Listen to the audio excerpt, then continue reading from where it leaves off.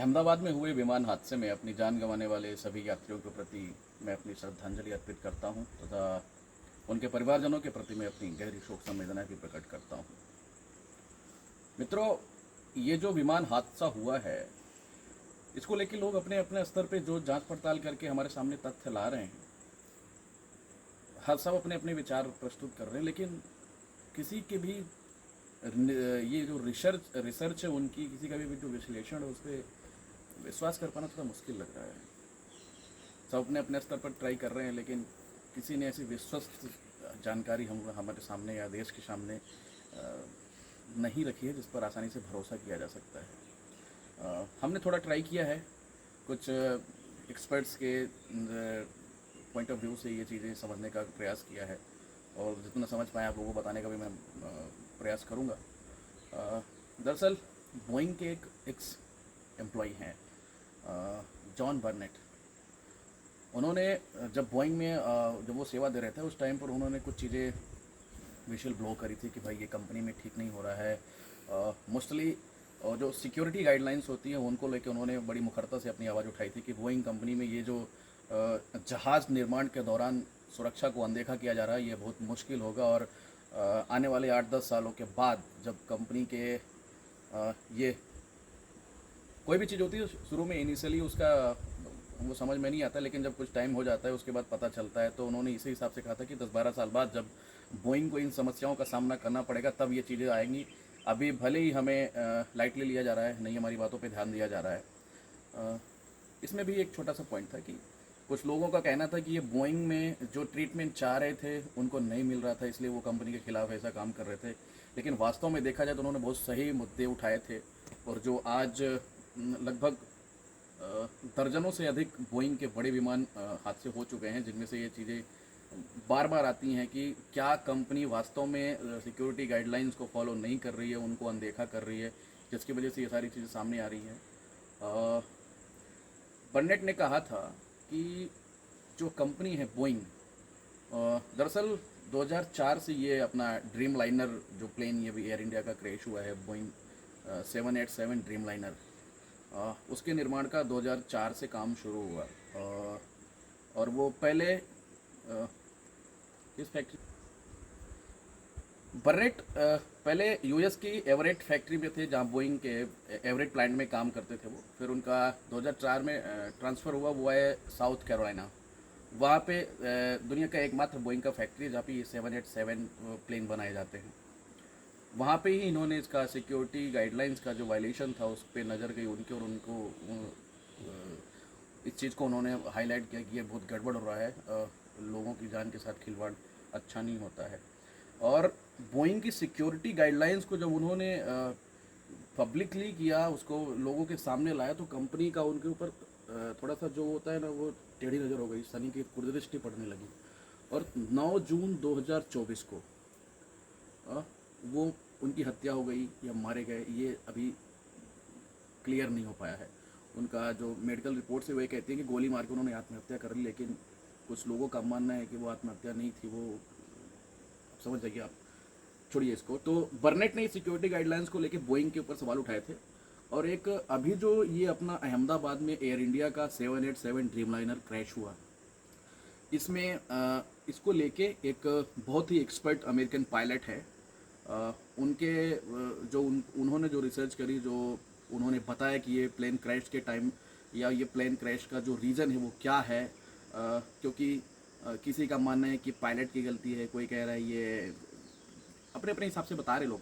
लेकिन जो स्टीव का कहना है, sorry, turbine, that's mean red air turbine, वो एक छोटा सा इम्प्लीमेंट्स होता है जो प्लेन में लगा होता है। जो विंग्स होते हैं उनके नीचे कहीं पे वो माउंट होता है, या फिर जो हमारा प्लेन का जो प्लेन ये कौवा चिड़िया जैसा होता है ना, तो जो पेट के नीचे का जो बेली का उसका बेस होता है उस पर वो लगाया जाता है। और उसका मेन काम रेड का ये होता है कि वो पावर प्लेन को ना इमरजेंसी पावर सप्लाई देता है, इलेक्ट्रिसिटी जनरेट करता है। वो प्लेन के इमरजेंसी जनरेटर, इलेक्ट्रिसिटी जनरेटर से वो कनेक्ट होता है। और वो उसका जो विंग का जो रोटेशन होता है वो साउंड की स्पीड से होता है, और वो एनर्जी कंज्यूम करता है अपने चलने के लिए। जो प्लेन हमारा मान लीजिए अगर वो हम फ्लाई कर रहे हैं,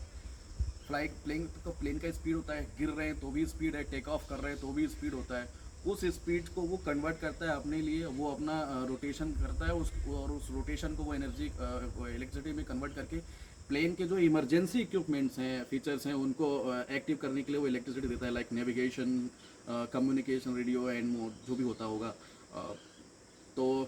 और रेट का उन्होंने बताया कि जब हमारा प्लेन क्रैश हुआ और जो वो लड़का जो अहमदाबाद की छत पे, वो बताया कि गांव का रहता है, वो पहली बार शहर आया तो उसने प्लेन नहीं देखा था, जिस करके उसने टेक ऑफ करते प्लेन का बनाया और वो इत्तेफाक ही ऐसा था कि उसके प्लेन में वो कैद हुआ। तो स्टीव ने उस लड़के के वीडियो का एनालिसिस किया। उन्होंने देखा कि जब हमारा plane without disbalance smoothly fly कर रहा है, टेक ऑफ कर रहा है रनवे पे बराबर स्पीड के लैंडिंग करके, और जब वो क्रैश होने की तरफ जाता है, मतलब वो जब उसका डाउनफॉल होता है, तो हमारा प्लेन जैसे ही अपनी मैक्सिमम हाइट को टच करता है और वो नीचे जाने लगता है, तो उसका रेट जो है वो ऑटोमेटिकली बाहर आता है, जैसे लैंडिंग गियर्स बाहर आते हैं। और ये रेट जो होता है ना, ये या तो आप जब दोनों इंजन फेल होते हैं तो ये ऑटोमेटिकली बाहर आता है इमरजेंसी के लिए, कि लाइट देने के लिए, एनर्जी जनरेट करने के लिए। और हमारे यहाँ किसी मीडिया वाले ने ये चीज़ें नहीं नोटिस करी, किसी ने नोटिस नहीं करी। यहाँ तक कि देश का जो सबसे बड़ा मीडिया संस्थान है, उसका सबसे बड़ा क्राइम रिपोर्टर, नाम नहीं लेना चाहता, आप समझ जाइए कि सबसे बड़े मीडिया संस्थान देश का नंबर 1 चैनल, उसका नंबर 1 क्राइम रिपोर्टर, वो जिनको ये सर, मैं कुछ नहीं कहना चाहता, आपका ज्ञान का लेवल है, आपका अपना नज़रिया है, और मैं ये जरूर कहना चाहूँगा कि हमारे देश का मीडिया दुनिया की 100 मीडिया संस्थानों की जब रैंकिंग आती है तो उनमें 50 से नीचे हमेशा इसलिए होता है कि कुछ न सिर का, न पैर का, न हाथ का, न पाँव का पता नहीं होता, धारा प्रवाह ज्ञान बांटने लग जाते हैं। भाई आपको जब कुछ नहीं आता है तो आप शांत बैठ जाइए, आप बस क्रैश का वो दिखा दीजिए कि हमारे यहाँ प्लेन क्रैश हो गया, ये इतने लोग बेचारे मारे गए, ये सामान पड़ा है, ये जहाज़ टूटा पड़ा है, ऐसे जहाज़ उड़ा, ऐसे गिर गया। आपको जब टेक्निकली कुछ नहीं पता होता है तो आप ज्ञान बांटने में लग जाइए, क्योंकि हर बार यही होता है। और जो दुनिया में ये रैंकिंग देने वाले बैठे ना, ये हमेशा चूतिया नहीं होते, सॉरी, हमेशा पागल नहीं होते। वो लोग कुछ चीज़ें एनालाइज करते हैं, वो फिल्टर्स लगाते हैं, फैक्ट चेक करते हैं कि भाई सामने वाला जो बता रहा है वो सही बता रहा है या झूठ फैला रहा है। आप हमेशा झूठ बोलते हैं, आपको कुछ आता जाता नहीं है, इसीलिए आप हमेशा पीछे रह जाते हैं। बहरहाल जो भी था, अब अभी हाँ, वो माफ़ कीजिएगा, एक चीज़ भूल गई बताने को, वो हमारे पायलट सुमित, जिन्होंने बहादुरी दिखाई, कुछ नहीं काम कर रहा था, इसके बाद भी वो टेंस इलाके में न जाके वो अपने प्लेन को थोड़ा मोड़ा तिरछा करके, एक हॉस्टल, उसके बाद गार्डन था, तो उन्होंने खाली जगह सोच के वहाँ पे उस विमान को ले जाने का कोशिश किया। और हमें दुख है, सारा देश को दुख है कि भाई बेचारे लोग निर्दोष मारे गए इसमें, छोटे छोटे बच्चे, कोई छुट्टी के लिए जा रहा था, कोई अपने काम से जा रहा था, कोई घूमने जा रहा था, पता नहीं। लेकिन हमारे यहाँ की मीडिया है देवता, उनको भी ये लग रहा है कि पायलट की गलती से प्लेन क्रैश हुआ। शर्म कीजिए, आपको कुछ नहीं आता है। ये एयर इंडिया का ड्रीम लाइनर जो प्लेन क्रैश हुआ, ये ना तो ओवर फ्यूलिंग की वजह से फेल हुआ है, ना पायलट की किसी गलती से हुआ है, ये सिर्फ हुआ है दोनों इंजन के फेल होने से। अब दोनों इंजन क्यों फेल हुए? अब भाई आपके पास तो ओवरलोडेड पेट्रोल है, फ्यूल है, सॉरी पेट्रोल नहीं, जो भी है उसका ओवरलोड है आपका 50,000 नहीं, फिगर्स नहीं मेरे को पता है, अच्छे से नहीं बता पाऊंगा मैं। तो आप ओवरलोड हो, आपको इंजन का पेट्रोल देने के लिए या तो आपका पंप डिस्टर्ब है, या तो आपका प्लेन के इंजन में कुछ दिक्कत है। अब दिक्कत यहाँ पे ये चेक करनी है, सिर्फ ये ब्लैक बॉक्स बता सकता है,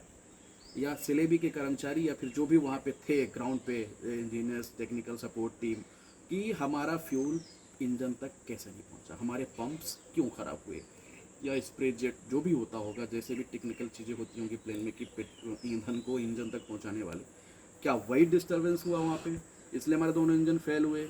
या फिर कुछ और बात है। लेकिन पायलट की गलती तो बिल्कुल नहीं है। जय हिंद।